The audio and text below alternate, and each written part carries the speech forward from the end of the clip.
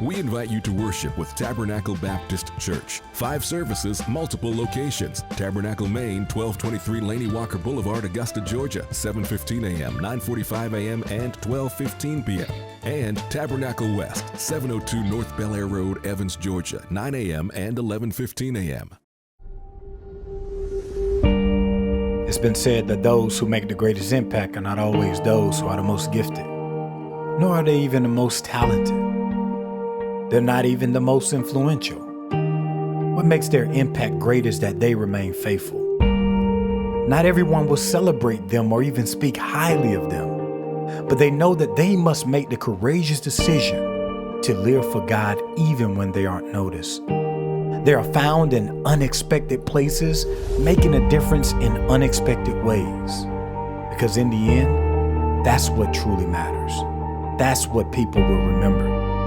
In a time where there is so much pressure to perform, we need those who will choose faithfulness over fame. These are our unsung heroes.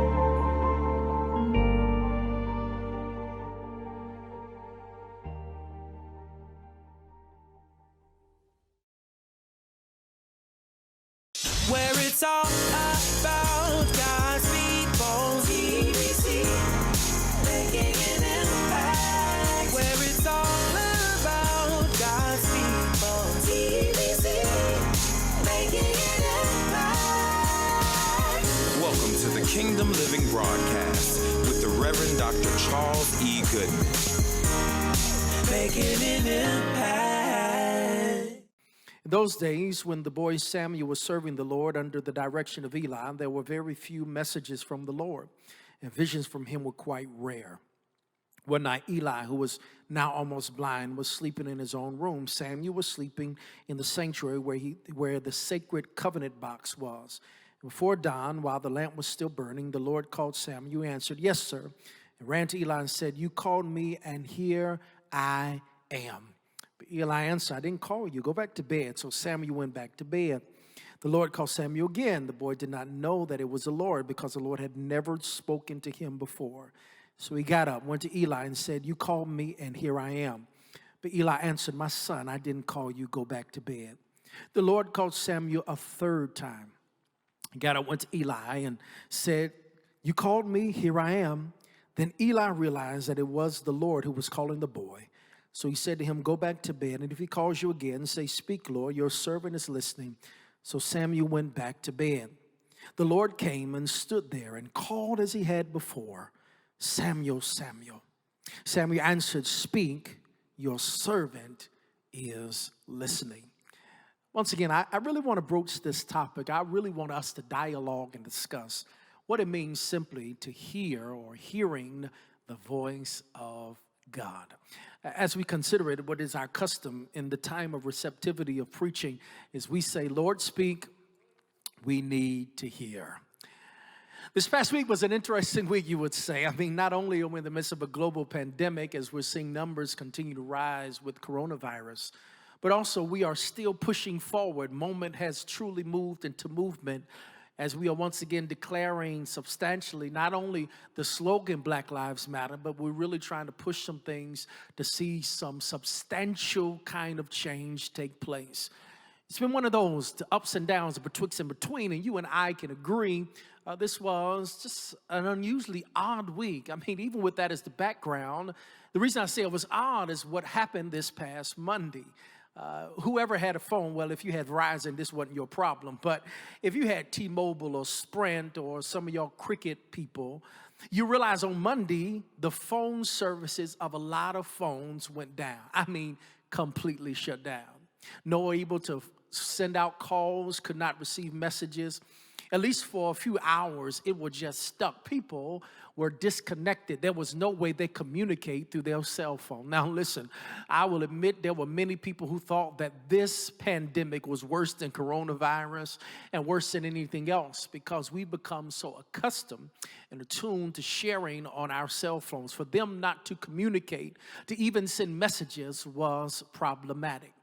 Well, that lasted a while, and come to find out, the real problem, they say, was based upon a third carrier of a major phone system by the name of T-Mobile, that somehow one of their third-party carriers, wasn't even one of their main ones, had something loose. Something was not connecting, and what was simply should have been caught easily overloaded their system. Because of that, it not only affected T-Mobile, but they're also thinking through, even though this is still early stages, that it affected so many more. In other words, because of some disconnection, something that should have easily been helped, it caused a lot of people's connection and their communication to go down. I began to think about that because communication is crucial. I mean, talking to one another has been huge, especially in this day of quarantine and not able to see your loved ones. But what I began to really even think further, if we thought a few hours of not having our cell phone was horrible, I wonder what it would be for us if the one we are connected to, the one who created us, we didn't know that we were able to talk to him. I mean, if you really think about it, the most powerful communication we can have is really not with one another, but with the God that knows everything about us. But there is some challenges to that. And let's be honest, unless you're like the very select few, sometimes the way God speaks is not in these grandiose ways. But what if I told you that many times it's not the fact that God is speaking that's the problem, but many times we struggle because we don't know how to listen.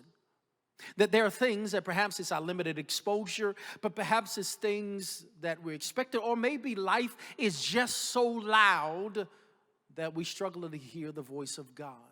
You do understand the voice of God comes in a multitudes of ways. Elijah even understood this as he had his own theophanic experience with God, and God came in the fire, but he was not there. He came in an earthquake, but it said that God came in a still, small voice. Sometimes the truth be told, and I know I've been guilty of this too, God has been trying to get our attention. The question is, do we know what God's voice sounds like?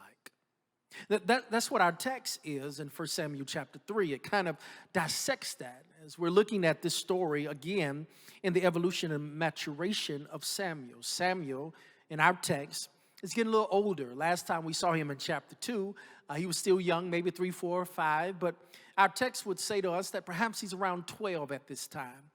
And what happens is what's so interesting, because the text says that God begins to speak to Samuel. God is trying to get Samuel's attention.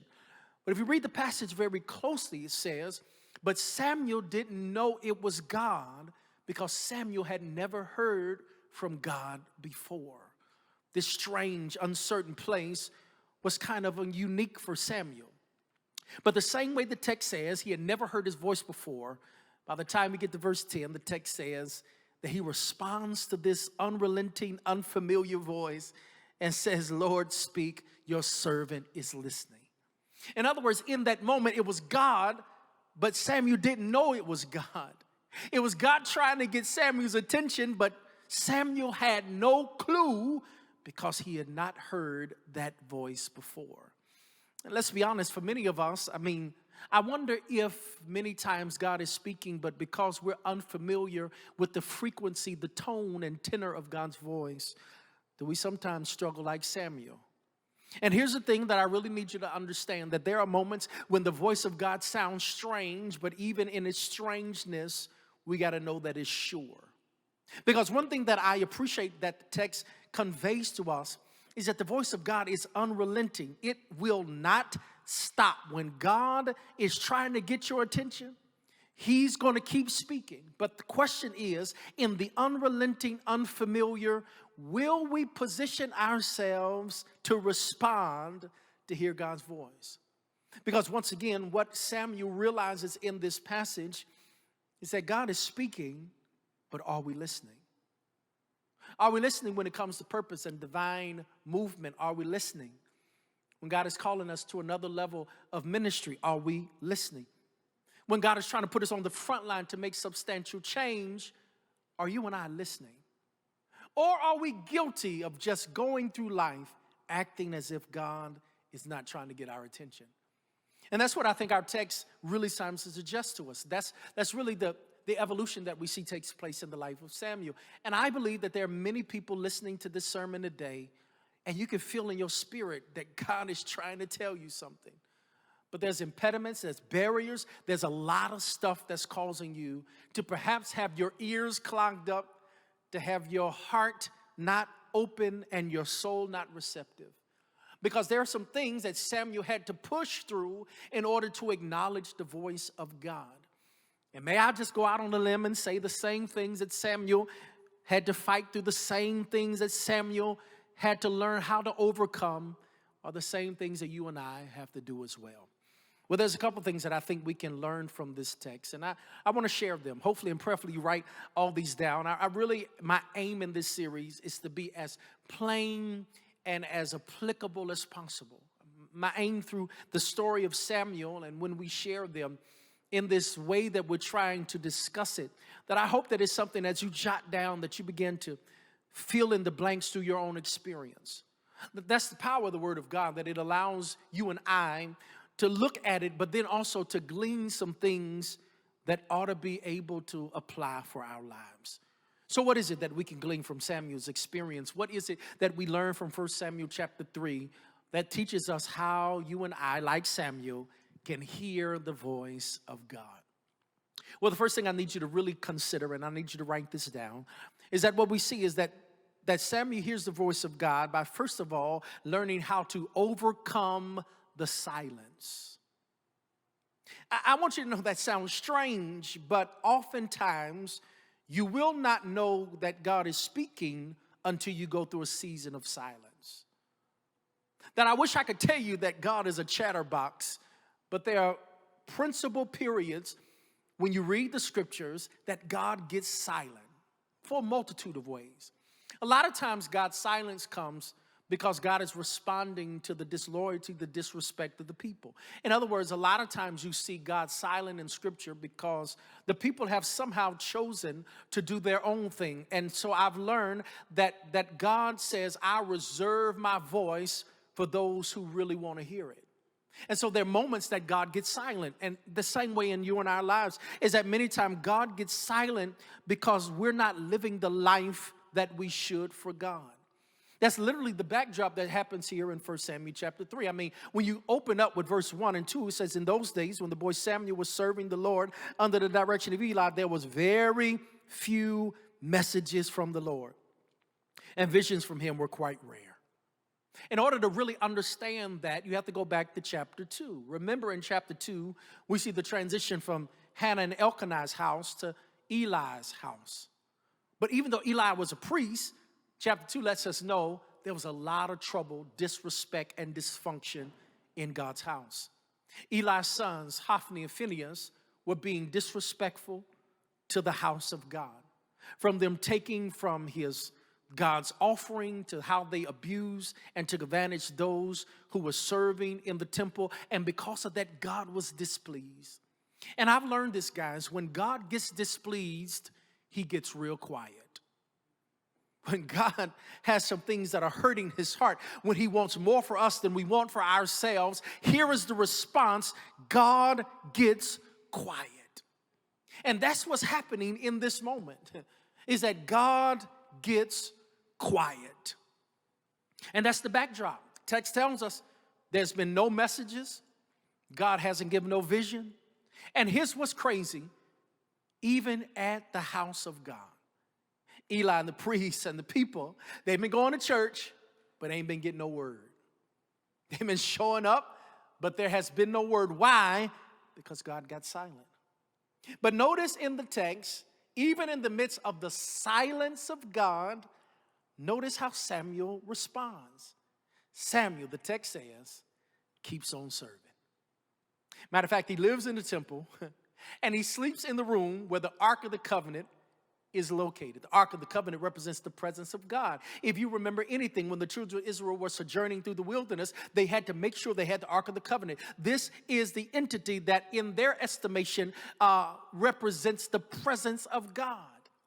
So even though there's a silent season, Samuel keeps serving, and he sleeps in the same room where the Ark of the Covenant is. Matter of fact, you also understand that when you read the scriptures, it does not just give mundane information for no reason, but when it talks about and the lamps were in that room, we can surmise that part of Samuel's role and responsibility was to keep oil in the lamps so they'll keep burning for a long time. This was hard work. It would mean he would have to wake up in the middle of the night just to check to make sure the light had not gone out. And this is what I glean from this passage. And this is what you and I can grow from. Because I can imagine that it gets frustrating to be in quiet seasons with God. When you pray and God's not answering. When you're looking for revelation and you're getting nothing. But Samuel teaches us that the way you combat that frustration is keep serving. Not only serve, but watch this, stay close to God. You and I have heard it said that even when you can't trace him, you still have to trust him. And that's the thing that I think Samuel epitomizes in our text, is that Samuel, even though it's a silent season, stays close to God. Can I challenge you to ask you a personal question? How close are you to God? Because maybe the closer we are to God is a thing that allows us to hear whenever God decides to speak. It's almost like one who has Wi-Fi, right? You realize that the closer I get to the Wi-Fi, the better my connection will be.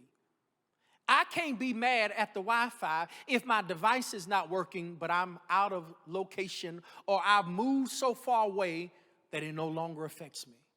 And one of the challenges I think that's coming out of this quarantine, coronavirus, racial injustice, is that this is not the season to get away from God.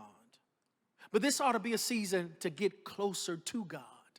I appreciate Samuel serving, honoring God, but most of all, I appreciate the fact that he stayed close to God, even though God was silent. If we are to hear from God, we have to overcome the silence. Not every season is God going to speak, but every season you and I need to be close. You overcome the silence. That is one way to help us hear from God. But there's something else that I want to bring out as well. I want you to write this down. Not only do you overcome the silence, but number two, you got to also overcome the rejection. This passage of scripture has profound implications for me, especially when it comes to ministry. Because on one hand, notice what happens when Samuel begins to hear the voice of God. He's so unfamiliar with it, but notice his response. He gets up, the Bible says, when the Lord first calls him, and he runs into the room of Eli. Eli at this time is blind, but he's still the priest. And Samuel goes there and says, "Did you call me? Here I am." Now, many times I've looked at this particular passage and I began to extol it because I do think that there are some mentor-mentee applications, because the strangeness of the voice to Samuel, it still was recognizable as someone who was over their voice. I make the argument that the reason he went to Eli, not only because Eli was there, but something about the voice of God sounded real similar to the voice of Eli. If I had time, I could take it from that perspective and tell us that whoever God assigns as a covering in our life, that many times their voice will sound like God.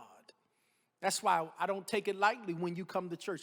They're not God, but their voice resonates in your soul like God, because they become the mouthpiece that one hears the revelation that God has to dispense.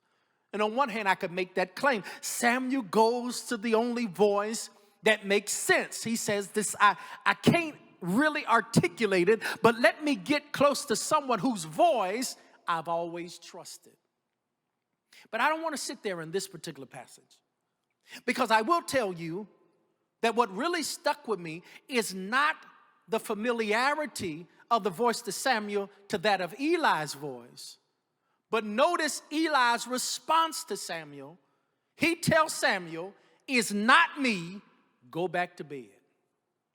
Now, if we were to look at it from this perspective, I need you to put on your thinking caps, because it almost seems a little dismissive. There's no conversation. Eli does not engage in this back and forth with Samuel. He simply tells Samuel, hey, it ain't me, go back to bed. Almost feels a little dismissive. Almost feels as if Eli is rejecting Samuel. Now, I need you to really think through this with me because I know this is going to be hard for many of us. But if we'll be honest, what happens when you feel rejected by those you respect? Eli was not just some priest to Samuel. He was literally the surrogate father for Samuel. He's been raised under Eli. He sees Eli as a parent. And yet in this moment, the one he respected, the one he held in high esteem, the one he served, the one that Samuel ran to in order to see if he needed it because he didn't know if that was his voice, was the same one that basically told Samuel to go back to bed. And for many of us, I have been in that seat of Samuel, have oftentimes felt the sting of rejection. What happens when the ones you trust are the ones that dismiss you? The ones you respect are the ones that reject you. I mean, this in itself is hard, especially when it comes. Notice how Samuel comes. He literally coming to show up. I'm here as if to say, do you need something? I want to help you. And his best efforts are rebuffed by Eli. I wish I could tell you that everybody you respect will receive you. I wish I could tell you that everybody you trust will want to take you in. But what the text seems to show is that more often than not, we're going to have to face rejection. And how we learn how to press through the rejection is what sets us up to discern the voice of God. The reason I say it here, because what pushes him through this rejection is the relentless obedience that Samuel shows. Because the Lord speaks to him 3 times. The second time he speaks to Samuel, he gets up, goes back, and says, here I am. Did you want something? And Eli sends him back. It wasn't until the 3rd time that he tells him something else. In other words, if the truth be told, if you and I were in the shoes of Samuel after the first rejection, we would have gave up. But sometimes you don't hear from God until you persevered through some rejection. I appreciate Samuel in our text because he knew he heard something even if Eli didn't acknowledge it. See, this is the damaging thing, especially in this day and age where we feel like we need everybody to affirm us. We need everybody to co-sign that they heard what we heard. But what we learn in the scripture is that this story is powerful because Eli didn't hear what Samuel heard. But Samuel was so confident in he heard something, even if he didn't know what it was, he still made himself available. Can you still be available like Samuel, even though you've been rejected? Can you still show up even when people told you to go about your business? Can you still be confident that even though you may not know exactly what's being said and who's exactly saying it, there's something in your soul that can't help you but respond? That's the call of ministry for many of us. That's the walk of this real strange journey that we have to locating our purpose, is that if we're not careful, we can allow the Eli's rejection to cause us from continuing to stay faithful to what we know we heard. At some point, you're going to face some rejection. Can you learn how to press your way through? This reminds me of my own call story. It's interesting because the person I'm going to tell you about, we're actually good friends now. We play golf together. But I'll never forget my senior year of college. I felt as if there was a call on my life to preach. It came at a strange time. As a matter of fact, happened in the first semester of my senior year. We hung out all night the night before, and that morning, my homeboy, one of my good friends, Rob O'Kelly, says, man, let's go to church. There was a rather large church in Winston that we would attend, and even though it was running late, he said, man, we still need to go to church. Cool, let's go to church. We got there, we had to sit way up in the balcony. I'm literally in the last row. I'm tired, but we made it. And while I'm sitting in worship, I can see it like I see it now. that right there on the screen, I saw the word preach. On the screens, it kept going and flashing in. Preach, preach, to the point where I started crying there in the sanctuary. I started embarrassing my homeboy. He was like, Chuck, what's wrong with you? I said, man, I feel like God's trying to tell me something. He said, man, no, I don't know what it is, but something's a little wrong. I said, no, man, I feel like I'm being called to something. When church was over, my homeboy said, hey, man, you ready to go? I said, man, let me talk to the pastor real quick, just see if I can get some confirmation. And this was an unusual moment because typically there's a lot of people around them. There's armor bearers around, but this time there was nobody between me and the pastor. I walked up to him. We had known each other. We were fraternity brothers. And I said, hey, man, I need to say something to you because I feel like God is trying to speak to me. He took me to the back, sat me in his office. I poured out my heart. I said, man, I was sitting in service. I got this feeling like God is calling me to preach. He looked me in the eye. He said, well, God didn't tell me that. Took out a daily bread from his office desk and handed it to me and told me to go about my business. I was dumbfounded. I was done. I walked outside angry because this is a man of God. And I'm thinking to myself, well, if he didn't hear, then surely I didn't hear. I was downtrodden, almost gave up on it. Who would know a few months later, God would surely get my attention a little louder than just some screens in a sanctuary, but through a burning bush experience. And here I am 20 years later, still fulfilling the call of ministry on my life, still preaching every single week.